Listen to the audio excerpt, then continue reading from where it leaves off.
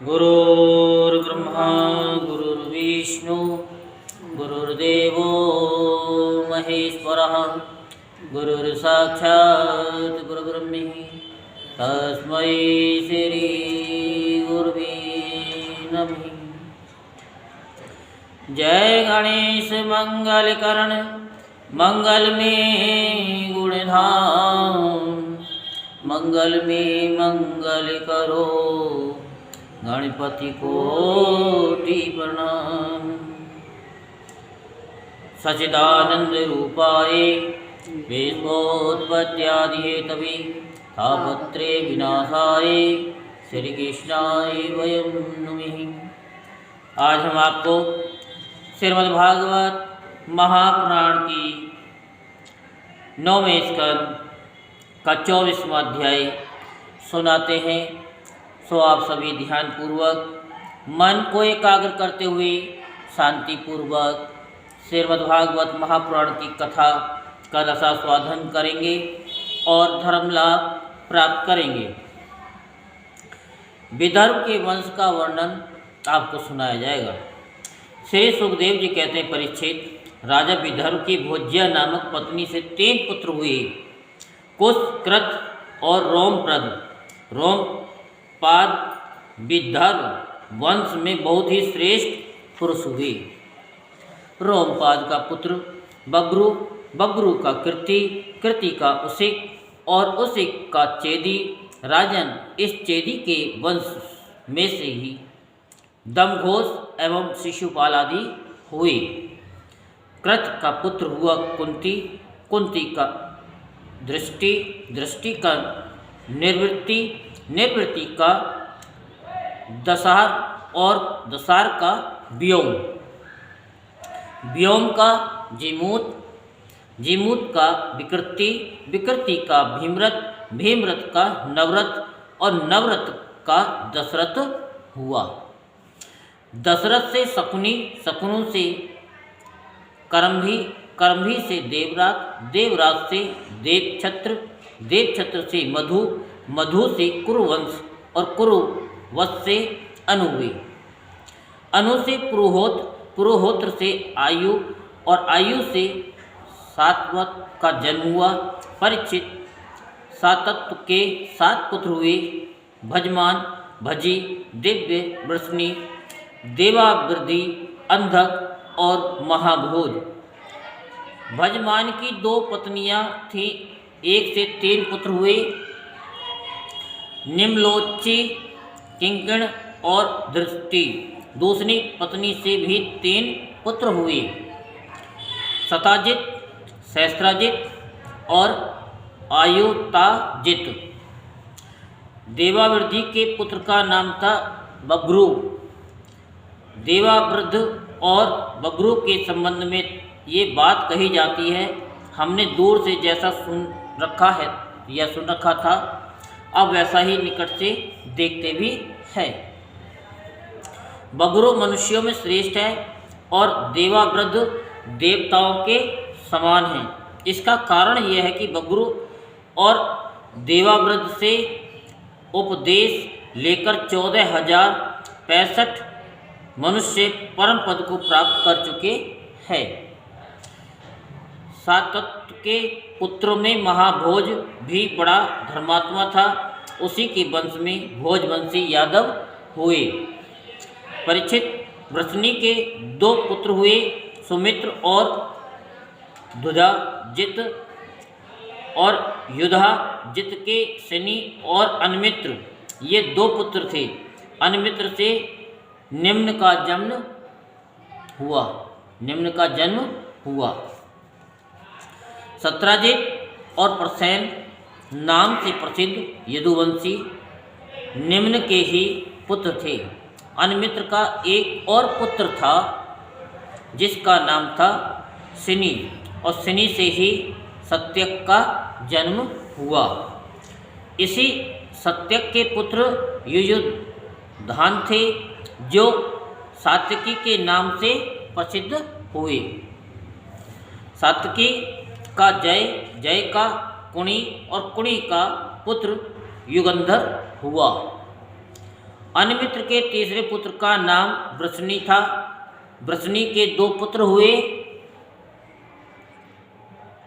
शवफल्क और चित्ररथ, और शवफल्क की पत्नी का नाम था गांधनी। उनमें सबसे श्रेष्ठ अक्रूर के अतिरिक्त 12 पुत्र उत्पन्न हुए। आसंग, सारमेय, मृदुवेद, गिरि, धर्मवृद्ध, सुकर्मा, क्षेत्रोपेक्ष, अरिमर्दन, शत्रुघ्न, गंधमादन और प्रतिबाहु, इनके एक बहन भी थी जिसका नाम था सुचिरा। अक्रूर के 2 पुत्र थे, देववान और उपदेव।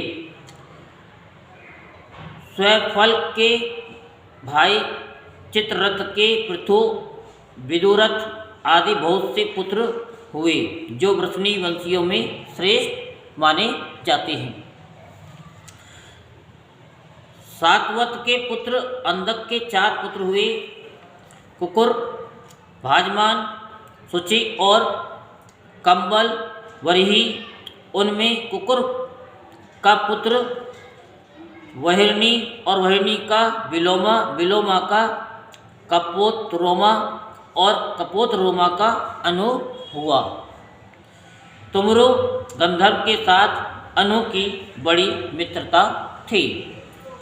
अनु का पुत्र अंधक, अंधक का दुंदुभि और दुंदुभि का अरिधोत, अरिधोत का पुनर्वसु और पुनर्वसु के आहुक नाम का एक पुत्र तथा आहु की नाम की एक कन्या हुई।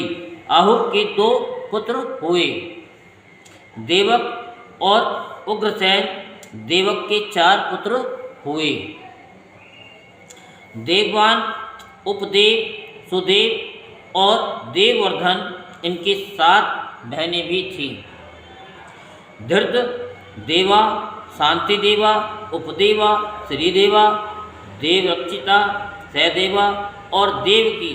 वसुदेव जी ने इन सब के साथ विवाह किया था। उग्रसेन के 9 लड़के थे, कंस, सुनामा, नेगोद्र, कंक, शंको, सुहो, राष्ट्रपाल, सृष्टि और तुष्टिमान।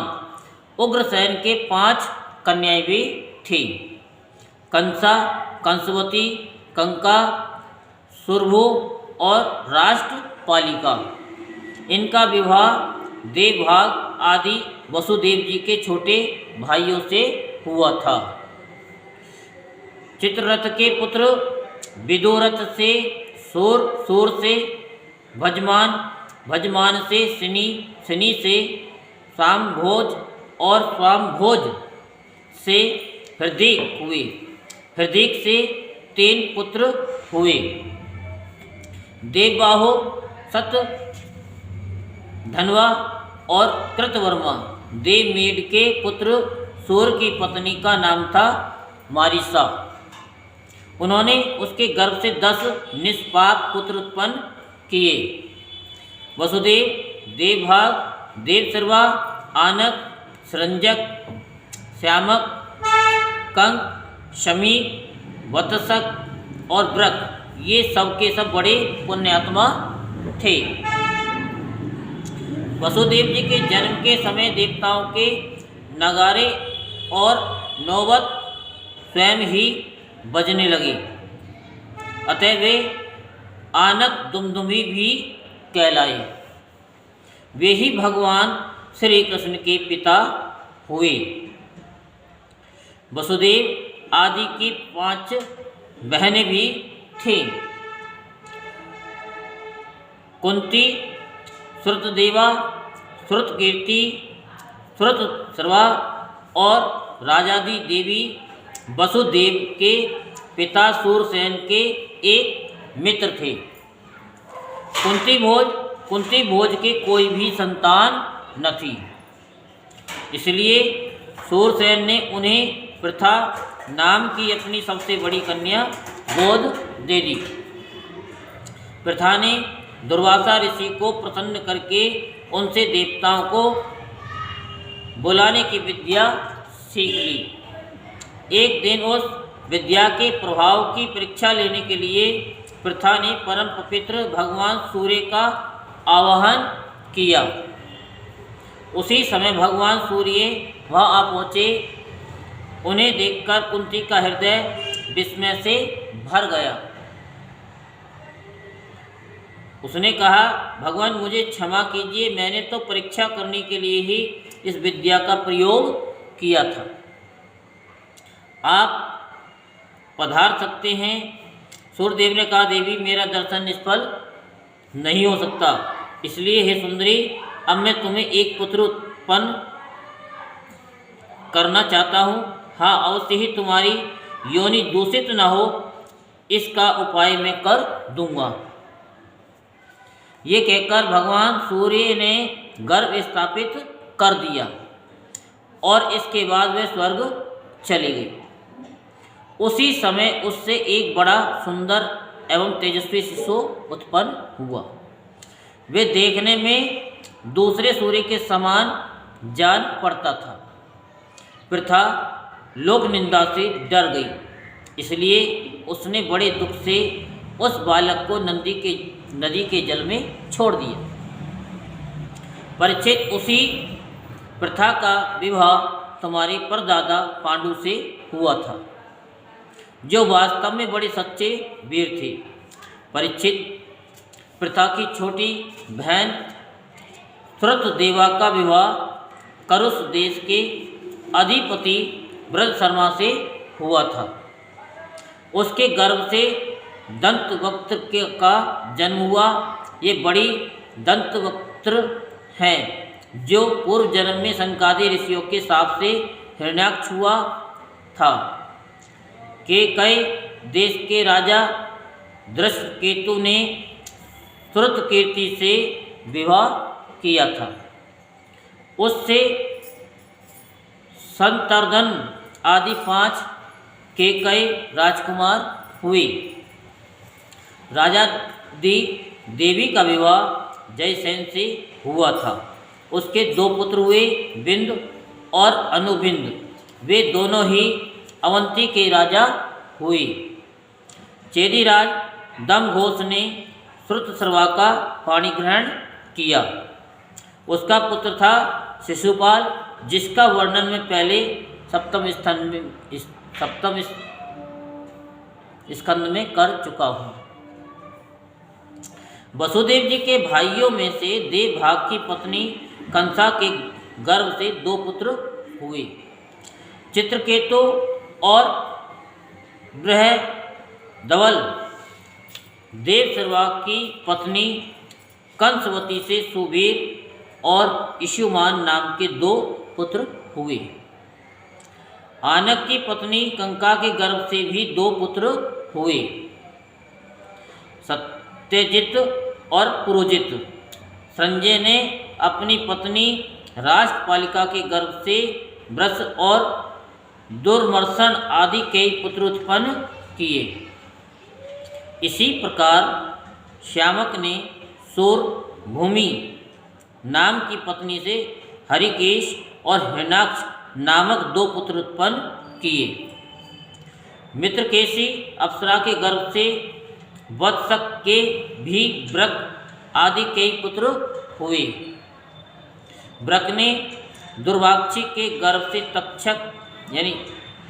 तक्ष, पुष्कर और साल आदि कई पुत्र उत्पन्न किए। समीक की पत्नी सुदामिनी ने भी सुमित्र और अर्जुनपाल आदि कई बालक उत्पन्न किए। कंक की पत्नी कणिका के गर्भ से 2 पुत्र हुए, ऋतधाम और जय।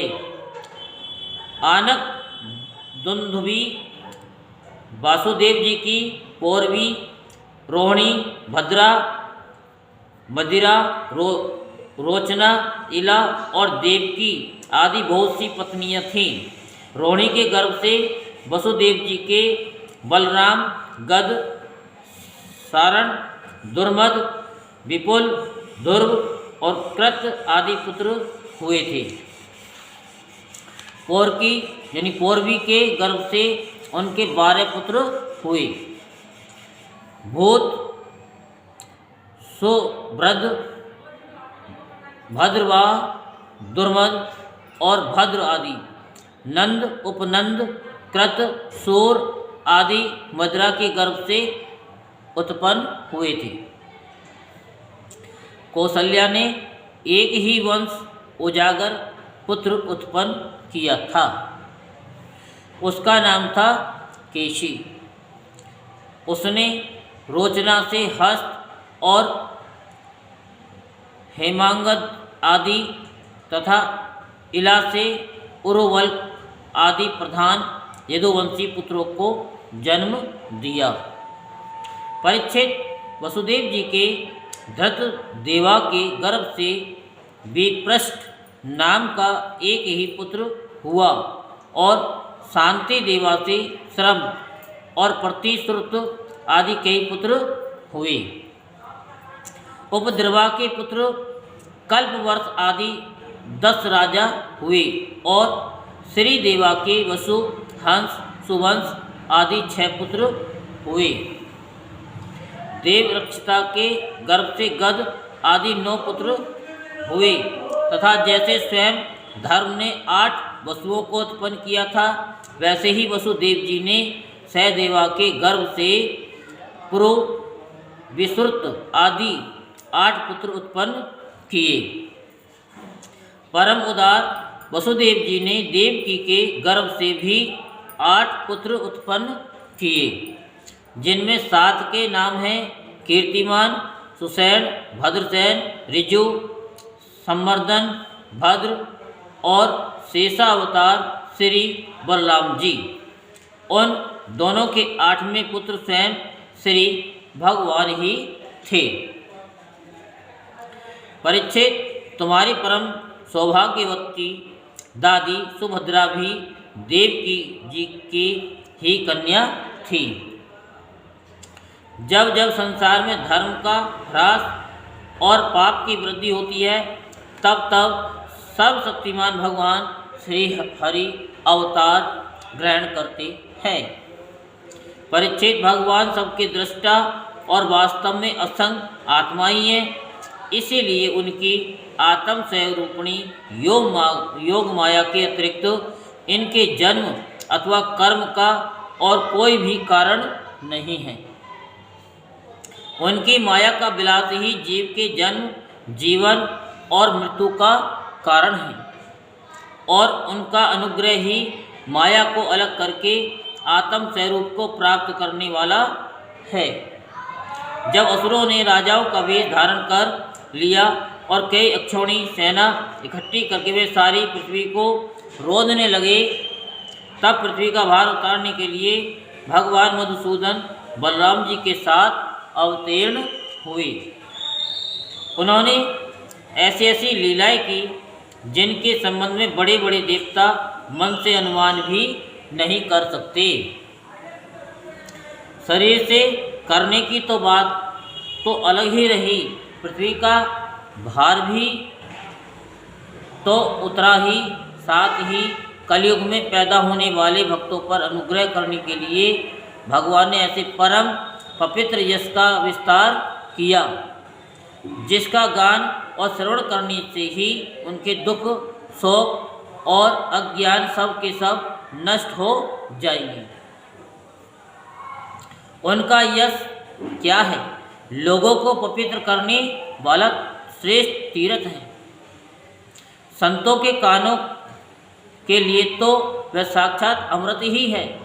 एक बार भी यदि कान की अंजलियों से उसका आचमन कर लिया जाता है तो कर्म की वासना निर्मल हो जाती है।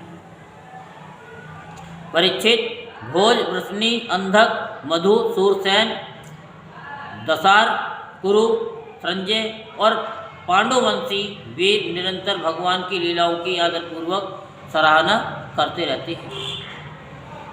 उनका श्यामल शरीर सर्वांग सुंदर था। उन्होंने उस मनोरम विग्रह से तथा अपनी प्रेम भरी मुस्कान, मधुर चितवन, प्रसादपूर्ण वचन और पराक्रम पूर्ण लीला के द्वारा सारे मनुष्य लोक को आनंद में सराबोर कर दिया था। भगवान के मुख कमल की शोभा तो निराली ही थी। मकराकृति कुंडलों से उनके कान बड़े कमनीय मालूम पड़ते थे। उनकी आभा से कपोलों का सौंदर्य और भी खिल उठता था। जब वे विलास के साथ हंस देते तो उनके मुख पर निरंतर रहने वाले आनंद में मानो बाढ़ सी आ जाती। सभी नर नारी अपने नेत्रों के प्यालों से उनके मुख की माधुरी का निरंतर पान करते रहते, परंतु तृप्त नहीं होते। वे उसका रस ले लेकर आनंदिता तो होते ही, परंतु पलके गिरने से उनके गिरने वाले निमि पर खींचते भी। लीला पुरुषोत्तम भगवान अवतीर्ण हुए मथुरा में वसुदेव जी के घर, परंतु वहाँ रहे नहीं। वहाँ से गोकुल में नंद बाबा के घर चले गए। वहाँ अपना प्रयोजन जो ग्वाल गोपी और गौओं को सुखी करना था, पूरा करके मथुरा लौट आए। ब्रज में, मथुरा में तथा द्वारिका में रहकर अनेकों शत्रुओं का संहार किया। बहुत सी स्त्रियों से विवाह करके हजारों पुत्र उत्पन्न किए।